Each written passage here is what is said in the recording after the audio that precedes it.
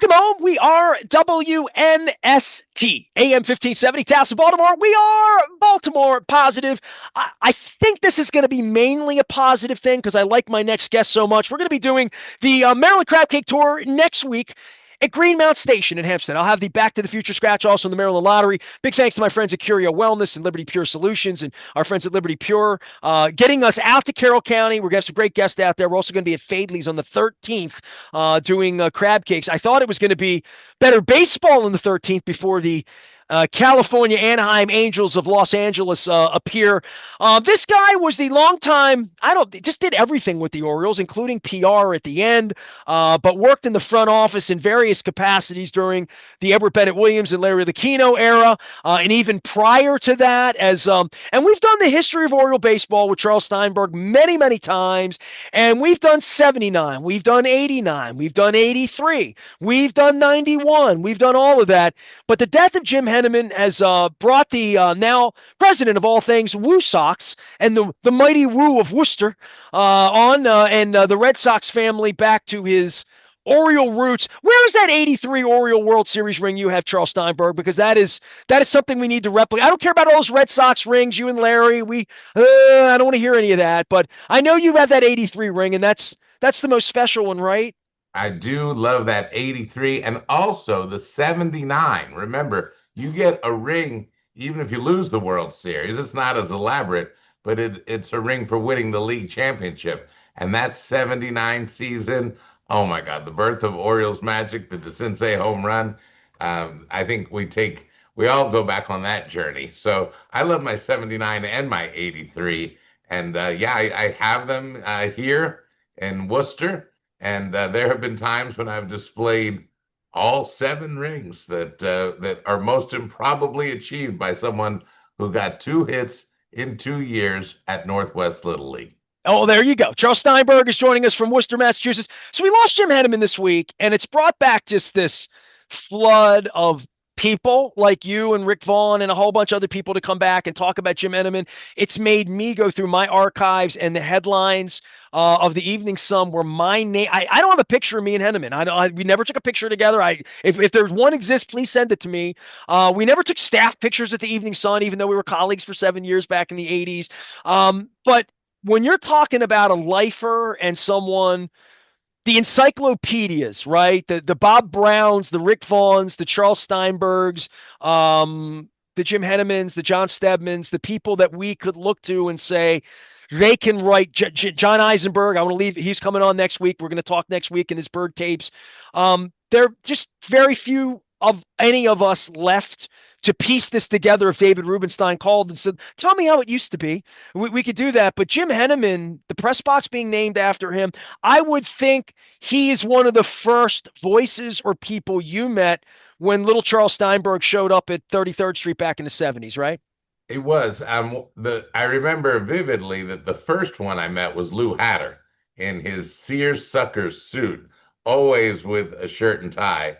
And he made it a point to learn your name the first time he met you, and he would always call me by my name. I'm 17 years old. I'm a high school senior at Gilman in my internship, and that means a lot. Well, then in comes the thumping steps of Ken Nigro, and I meet him, and Jim Henneman was then right there with them. And the relationship with Henny was not only warm, it was enormous respect. You knew that he knew the game of baseball, as well as anybody did, which was why he was the official scorer, as well as his knowledge of Orioles baseball. But what really illustrated to me the depth that he had came on October 6th, 1991. And that was the day Rick Vaughn, Julie Wagner, and I had orchestrated the final day at Memorial Stadium. Rick had done the part where the grounds crew digs out home plate with their white tuxedos, put the plate in the limo with Lucchino, and they drive down to Camden It was Yard. so theatrical that I thought that was you. So I give you big appreciation for giving Vaughn that nod, because I would have said, That's join us. That's magic to do. That's Well, Steinberg's Broadway is what that is. Magic to do, I still play. I played here in Worcester. I played at Fenway, and I've had Oriole fans say, "You can't play that. That's Baltimore." I said, "Well, I played it in Baltimore, and I played it in San Diego and LA." But yes, I love Magic to do. But no, the grounds crew digging of home plate, that was all Rick. But the final part, what I call the ballet, when Brooks goes to third and Frank goes to right, and eventually Palmer's there. I can recite the whole thing. Louis came out kind of late. You gave Louis some good props. Louis was the last 15, 20 guy. Yeah, absolutely. Right, but I made him one of three straight shortstops, and that was cool. And I did the same thing at second base. Well, no, I did two straight shortstops, then saved Cal. So Louis came out, and then Belanger came with him. But and at second base, I had Davey Johnson come out, then Bobby Grich, then Rich Stour. So there was a method to my own madness, of course. But and I'm in the press box on headset giving the cue down to the dugout where Evelyn Ehlers and Jackie Patrick are on headset. So you really executive directed this, Oh, literally. Wow. oh, Okay. neurotically. Well, it's well done because 34 years later, I remember every part of it, and so do you. So, Well, I'll give you one more piece because we've both been talking about our friend Rick Vaughn. In the preparation for that day and the rehearsal for that day, how long should Brooks stand at third base before Frank Robinson goes to right? And I was trying to think of that. And the answer I thought was long enough for me to get lost in my thoughts of Brooks, seeing him at Hamburgers at Rice Road Plaza, seeing him at York and Padonia Road at the bank. And Brooks Robinson store, Hochul Cone, East Point Mall. there you go. Third base is my home. He signed it in 1973. Yes, yes. His Left-handed, always yes. left-handed with Brooks. But those are the memories that needed to flow before I'm ready for Frank Robinson. But in the music to Field of Dreams, which I was using, if you know that the accent, that deep F note, da da, is when Brooks should come out, you're going to send Frank on the next ta da. But that comes too soon. So Rick Vaughn and I, in the offices at Memorial Stadium, did a little test. I said, go out into an imaginary third base and let me see how long I need to get lost in my thoughts of Brooks before I'm ready for Frank. And he did it. I didn't tell him how long the length of time was. Then we reversed it, and I went to third base, imaginary third base in the office, and Rick did it. We both came up with 42 seconds. We remixed the music so that the second da da did not come for 42 seconds because you needed that time to really get lost in your thoughts of Brooks before you'd go to Frank. And Brooks, of course, had to be in his 1970 uniform. Frank had to be in his 1966 uniform. So, yes, I was absolutely pathologically neurotic about the timing of the sending of each player.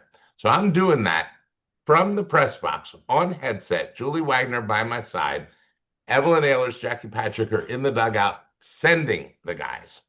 Bob Brown and Ken Nigro are down at the field ready to help with anything they need. And we do the whole ceremony, and now they're all pouring out. But the idea of the ceremony wasn't just to honor all these people. Be honest. You're trying to make us cry, right? I didn't think to myself. Yes, you were. I'll give you a variation. You were trying to get our heart either way. Yes. Once you get our heart, we're going to cry. Because at the game, I knew that we would all be wet towels. We would all have this emotion inside of us. And in order to be fulfilled on that last day, you had to express the emotions. You could do it by cheering, you could do it by clapping, you could do it by crying. But we had to twist that wet towel and leave that towel dry. That was the only way I thought we were all going to feel exhausted emotionally, satisfied that we had given to the players what we could in thanks to what they and the ballpark had given to us. So bringing it back to Henny, it all finally ends, and there were some comical moments in it when I had to get word to the bird to run out and tell Rick Dempsey to lead an Orioles cheer. So if you go back and watch the video, you find the bird looking around when they're all in the circle, and he's looking for Dempsey. Hey, I think you're leaving out a really key part here. By the way, Charles Steinberg's our guest. He is the president of the Worcester Woo Sox, but more importantly, longtime Oriole historian, PR man, all of that stuff, and went on his path and won a whole bunch of World Series with the Red Sox we don't talk about. This was a surprise, Yeah, right? So yeah, part of making it a surprise yeah, is in 1991, the beat writers at that point are Kirchin. I'm trying to think of who was around Rosenthal, Henneman, yeah. me, people that are just reporters around Vince Bagley. Everybody's sort of poking around one. They knew it was the last game, Right. Tigers, all that. We all had tickets. It was a big thing, but we didn't know what would happen at the That's end of right. this. That's right. And you really worked hard to keep it a surprise, which I mean, there were 250 baseball players in on it. Let's start with that and their All families, right. right? Then you're going to require me to tell you the beginning of the story. The beginning of the story was 1 year earlier, and we're in a staff meeting. Larry Lucchino leads that staff meeting every Wednesday, and it was October of 1990. And Roland Heeman would faithfully attend each staff meeting and usually had humor, wisdom, and he wasn't going to tell you too many baseball secrets, but he was very much eager to be accessible and available to all of us who were much younger. And he said, I have to tell you all something. The Chicago White Sox really missed an opportunity. I was just at the last game at Comiskey Park, and that is a place with all of this history and all of these memories. And they really didn't give me a chance as a White Sox fan all those years to, he didn't say this, but my words, to emote. It was a real opportunity. He said, now next year we have a chance, and I think we should do something special.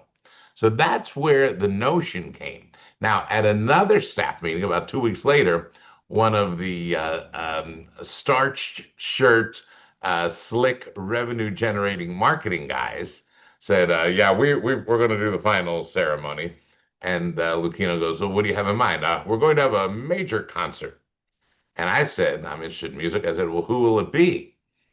Well, we haven't decided yet. And I'm thinking to myself, who are you going to have in concert that is going to let me express myself as a fan, not just receive the entertainment? You may be adding to my bucket, but you're not letting me spill my bucket. And that's Spilling the bucket would have been bringing the Colts out too, because the Colts were yes. gone at that time, All right? right. So Well, Johnny Unitas threw out the ceremonial first pitch before the game with Brooks Robinson, but you're right. That would have been cool too. But I'm an Oriole all the way through. So at our next marketing meeting, Lucchino looks at me and says, the marketing guy was talking more about this. Larry looks at me and says, Charles, you look troubled. You look like this is not setting well with you. Do you have another idea? And I said, well, yeah, I do. But I mean, I wasn't one of those big shots. And he said, well, go ahead.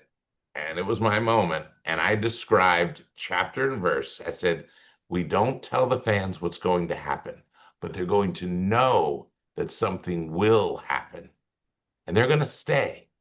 And when the game ends, nothing should happen for just the right amount of time.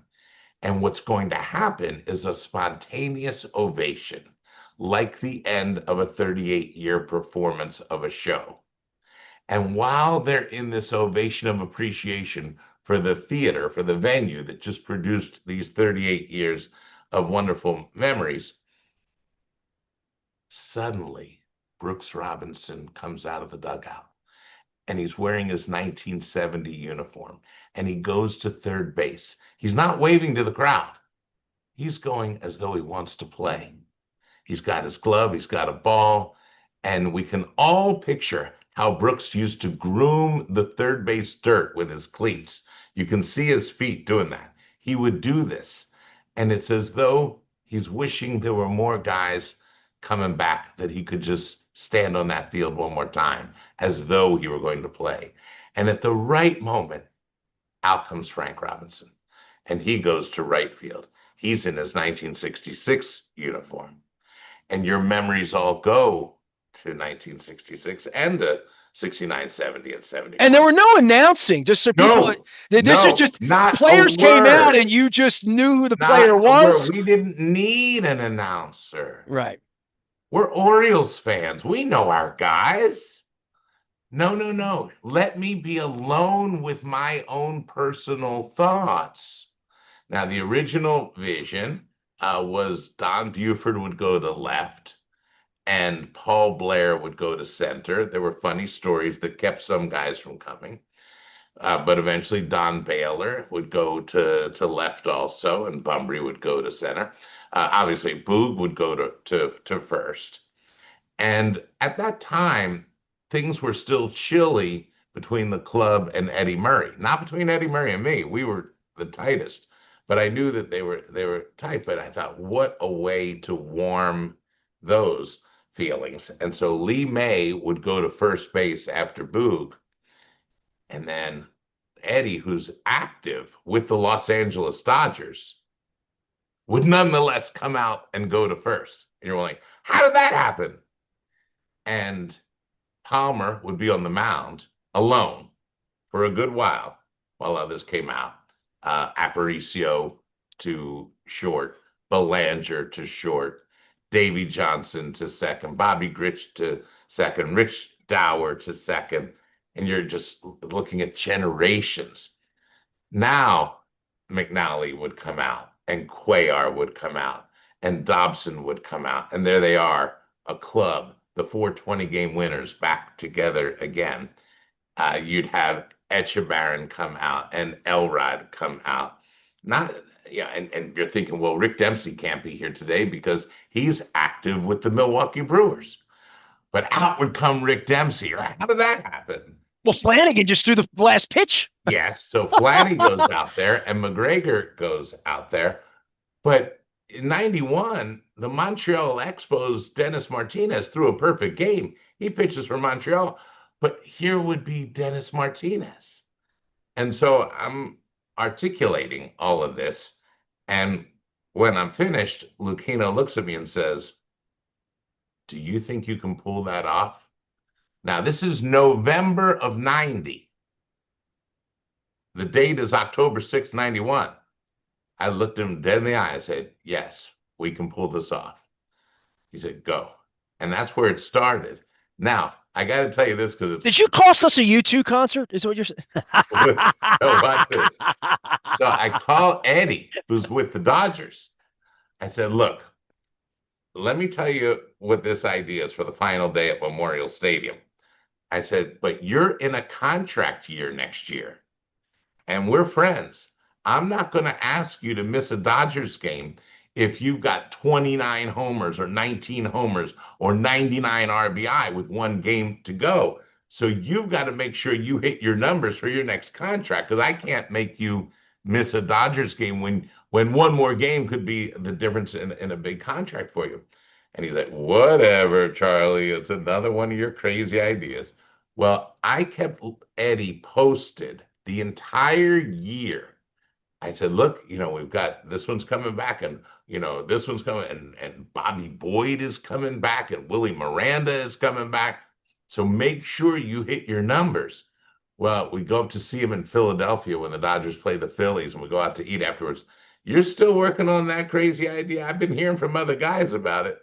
And we got permission from Major League Baseball that if a player who was active was on a team that was already eliminated, and if the other team was also eliminated, then they could miss the game if it was okay with their ball club.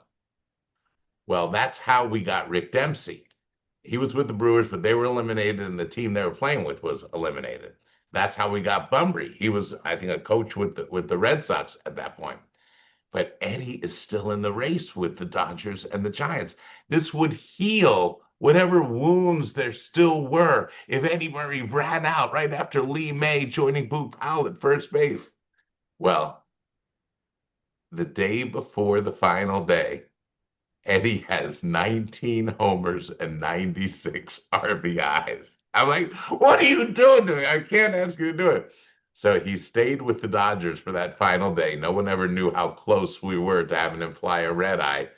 And the great irony, Tommy Lasorda on that last day, who I would later work with and love, Tommy Lasorda benches Eddie and plays the rookie for next year's rookie of the year, Eric Karros, on that day. So Eddie didn't even get to hit that 20th home run or drive in that 100th run.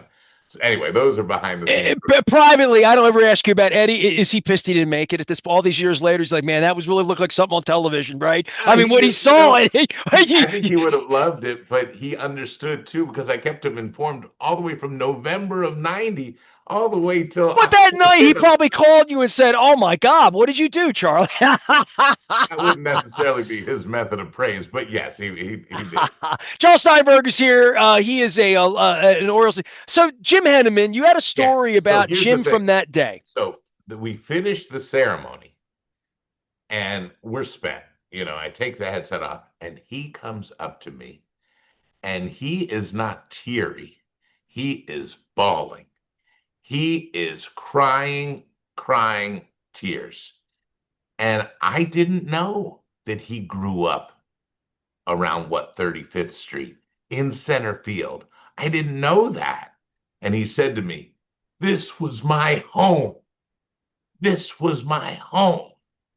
And he was just sobbing because the ceremony gave him the outlet to mourn the loss, celebrate the memories, but he was the ultimate person, but I didn't know that going in, for whom this day and this ceremony would mean, it couldn't mean more to anybody than a guy who had devoted his life to the Orioles, to telling the stories, to meeting the players, to having the relationships, to living across the street in center field.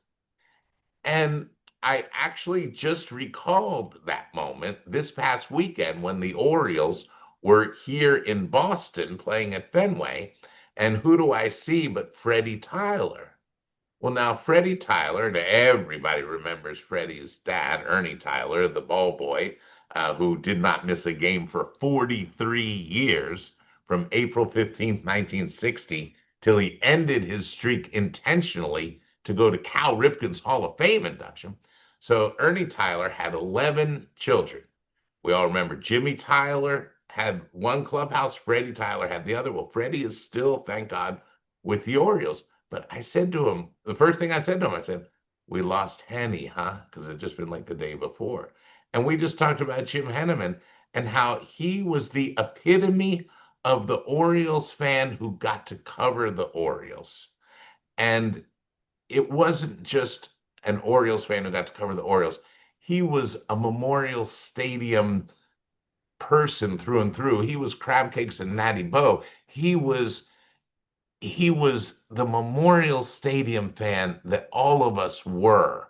Yes, he adapted to Camden Yards, and he later developed a great relationship with Larry Lucchino, in which he praised Larry endlessly, and Janet Marie Smith for Camden Yards. But no, he was a 35th Street guy, 2 blocks from 33rd Street, and his reaction on October 6, 1991 stayed with me so.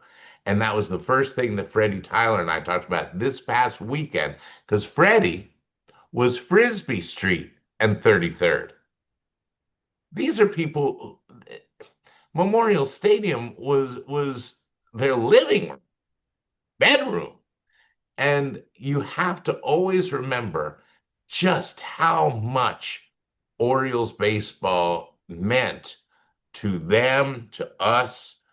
But I cite the Tylers and Jim Henneman because they not only worked there, they lived right there. It was a tremendous piece of their heart and soul. And I thought that Henny not only always handled himself with class and grace, but yet he couldn't actually let you know how much he loved the Orioles while covering them, but he sure let you know how well he knew baseball. And the Orioles were the epitome of baseball. And those are my initial takeaways. In later years, we would keep in touch. He would talk to Lucchino and say, "How are you not getting in the Orioles Hall of Fame when you saved the franchise by getting us Camden Yards?" And Larry would say, "Look, I'm not a voter." It was an odd thing, but they would talk, and they would also talk about the intricacies of baseball, some of the arcane rules and plays that you may not know, and they would brush up on that knowledge because baseball was at the center of his life, and Orioles baseball was the version of it. But Memorial Stadium was his home. Charles Steinberg is here. He runs the Worcester Woo Sox, formerly the Pawtucket Red Sox, and he was a large part of the Red Sox championships under Larry Lucchino. Still makes his home up in the New England area, even though home's only one place for you, and that's down here in Baltimore. Last thing for you, because I want to let you go. You're running your own thing up there, and you got Red Sox farm hands running around, and I'm not looking for They're you to really just cool. yeah, I'm not looking for you to disparage the Orioles or anything like that, but I what's wouldn't. going on here over the last 8 weeks and the amount of promise here, and I'm connected to all of it here, and new ownership, all everything Angelos represented, and everything that the new ownership was supposed to represent, and everything that Adley Rutschman and Gunnar Henderson and Jackson Holliday and these young players. This has been an unbelievable setback for the city, for the organization, for New for all of it, that it's just been this bad. It's been very difficult, Charles. All right, I got two things to tell you. Number one, 1988, followed by 1989. You've Now, seen some dark times. I know this. Yes. 0-21. But see, the difference is, and I'll say this to you, not I know. flippantly, with That's going to bring me respect. apart too. I was at Fantastic Fans Night, Yeah, and I think I would have a very hard time, and I don't know Katie Griggs and I don't know David Rubenstein, although I met him once, me that if neither. I sat in a room with them and I brought you in and Rick Vaughn and said, tell them what happened here when the Yeah, team lost 21 games in a row, that the community, the city loved the team so much that they all flocked down to make a statement that was unlike anything I've ever seen of anything like that since, and it'll never happen again. That can't happen now. You know what I mean? Like they're I they're know. they're I know. not as they don't have that equity that you talk about so much built up in the way that they did in 1988 through Well, all of that era of the equity that Brooks and Boog and all of that, Jim Palmer, all that built. I'm going to tell you then a story, and it has to do with the Orioles executive who was so understated that nobody talks about him. Went on to have a great career with the Seattle Mariners, and that was Bob Aylward. Because here's what happened: we won the '83 World Series, and we're on top of the world. I mean, think of what's gone on in '79 and '80. We won 100 games. '81, it was the strike torn season, but we still had a good second place Well, year. you fulfilled the promise to the fans after 82, 70, but 71, part of right? an era, but part of an era where '82, I mean, the final day, none of us will ever forget that. Now, '83, we win it all. We're on top of the world, right? And Bob Aylward says to me, we should really create a community relations department. And I want you to think of who should run it. Well, I knew who should run it. That would be this base runner, Julie Wagner, out of Towson University. I said, but we're on top of the world. Why do you say to do that now? He goes, because we're on top of the world. He said, when you're on top, that's when you build bonds, fortify relationships, make the relationship between the town and the team so strong. He said, look, Charles, 5 years from now, we might be terrible. And what are you going to do? Go with your hat in your hand to your fans if you haven't been loyal to them when you don't seem to need them? If 5 years from now we're no good, what are you going to do? How prophetic. Julie becomes community relations director, the first community relations director the Orioles ever had, and for what, 25 years, a member of the Orioles Hall of Fame. And Yes, everything we do, from the bird to the players to, nobody signed more autographs other than Brooks than Elrod Hendricks. It's going everywhere. And you kept that love affair going. And what happens 5 years later? You go 0 and 21. How prophetic was that? And then you win the one, you lose the two. We just lost Bob Rivers recently, and I got to reunite with him here in Worcester. Amazingly, this is where his career had been before he came to 98 Rock. And I got to tell him, I said, "You helped create Camden Yards." And we relived the entire story. We all know about May 2nd, 1988. We know about Fantastic Fans Night. We know that that was the day Edward Bennett Williams, ailing with cancer, would say to Lucchino when he saw that civic reaction, "Go ahead, make the deal." And on a train from Washington to Baltimore, Lucchino and Herb Belgrad agree. And you saw William Donald Schaefer on the field, God rest his soul, he was a great one, holding up the lease saying, "The Baltimore Orioles have just agreed to a 15-year lease for a new stadium in downtown Baltimore." And that's why the Orioles are in Baltimore, not just why they're at Camden Yards. But remember, had Williams passed away before agreeing to the lease, the Orioles were on 1 year leases. Well, the owner of 20th Century Fox was Marvin Davis, living in Denver, which didn't have a team. And he would have been the likely purchaser if the Orioles had gone to market. And he would have, if given permission, moved the team to Denver, and they'd be the Colorado Rockies. So Edward Bennett Williams said to Larry, "Go ahead and make the deal," because of Fantastic Fans Night. That was what did it. And watch, on that night, May 2nd, 1988, Edward Bennett Williams is sitting in, you can't call it a suite, it wasn't, but his mezzanine box. And it was the last game he would ever live to see in person. That was it. He died August 13th. So the relationship between the fans and the Orioles and the Orioles and the community is what was not only persuasive, it saved the day. Now, when you had the 88 season, and a year that wasn't good, you didn't have, yes, you did have Cal and Eddie, but no, you didn't have the promise that Adley Rushman and Gunnar Henderson and Jackson Holliday and Ryan O'Hearn, all the guys are giving Baltimore. So wait a minute, hold the phone. The Orioles were just in postseason 2 years ago and a year ago. What an old Orioles fan from far away is watching is, I can hear Earl Weaver right now say, "Slow starts and fast finishes are as much a part of Baltimore as the Inner Harbor."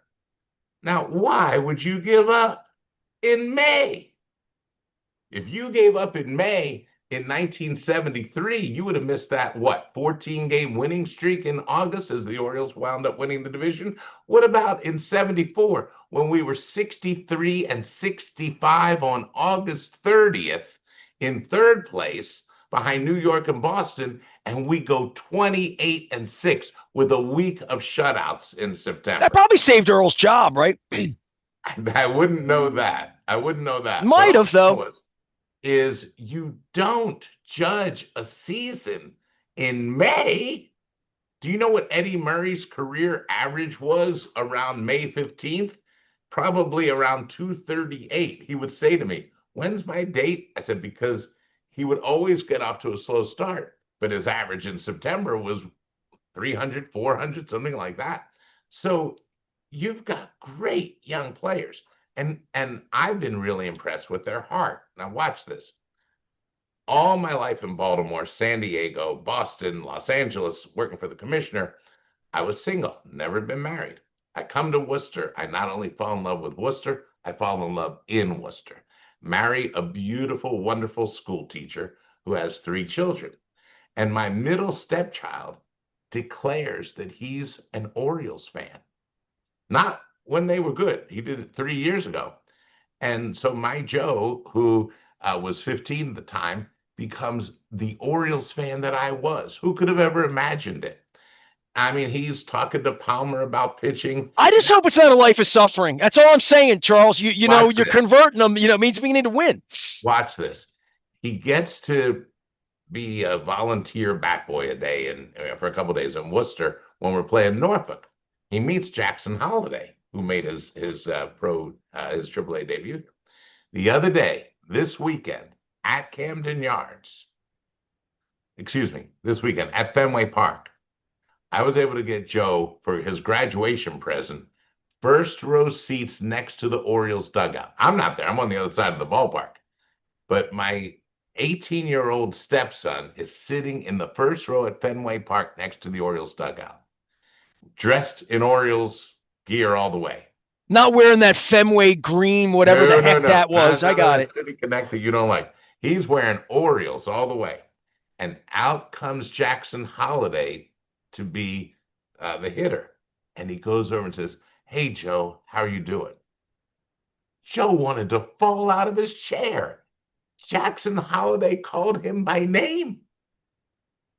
How did he remember? How did he remember his name? Well, they're almost the same age. Yes, that's true. That is true. But that takes me back to Brooks Robinson, where Brooks would go out of his way to say hi to you and would call you by your name or try to call you by your name, where Elrod knew everybody in town. And I think that the Orioles fans have so much to root for. You've got these great young guys who, it's from my distant perspective, love being an Oriole. And remember that old expression in the Orioles minor leagues in the 1960s, it's great to be young and an Oriole. That's what you have. So I know people are frustrated that it's not a fast start, but judge the season by the finish. And Orioles fans know that slow starts and fast finishes are a part of Orioles baseball. Got to get Kowser, Westberg. Got to get some pitching back. All that. Charles Steinberg is here, honoring the life of Jim Henneman, my former colleague at the Evening Sun, and telling some. Anytime I get you guys on, even if it's like a sad occasion, I'm going to just squeeze the juice out of Orioles stories. And there's been a guy beating on your door for 5 minutes. I'm going to let you go, run the Worcester Woo Sox, keep Polar Park going up there and ready for me. I know at some point you're going to have me up for a ball game with my family. So I appreciate you. Come back home and see us sometime soon. Get a proper crab cake. All I right. would love that. And when we play Norfolk, which we don't do every year, we have sure heard the O during the anthem, and it's pretty funny. Yeah, kind of all had a little start up in 34, I think, as I remember. I am Nestor. We are WNST, AM 1570, Towson, Baltimore, and we never stop talking Baltimore positive with old friends like Charles Steinberg.